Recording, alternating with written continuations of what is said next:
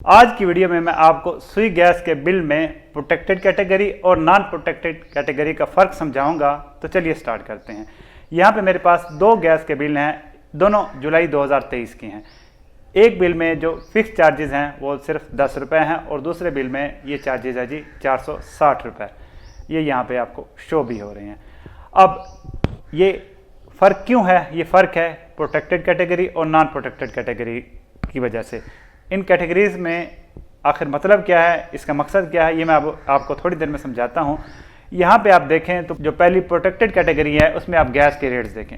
0.25 HM³ तक रेट है जी 121 रुपये पर MM/BTU और इधर है 0.25 के लिए 200 रुपये पर MM/BTU। इधर 0.5 वाली स्लैब है, इधर वो स्लैब ही गायब कर दी। 0.6 पे रेट है जी इधर 200 रुपये पर MM/BTU और इधर है जी 300 रुपये पर MM/BTU।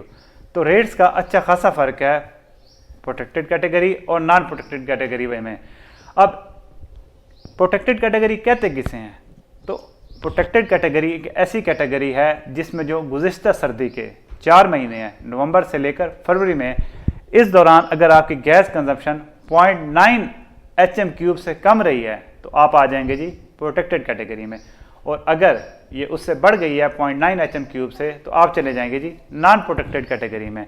तो हुकूमत जो है, जो लोग कम गैस इस्तेमाल करते हैं उनको फेवर देना चाहती है, इस वजह से उनके लिए गैस के रेट्स भी कम रखे गए और ओवरऑल बिल की अमाउंट भी उनकी कम ही रखी गई।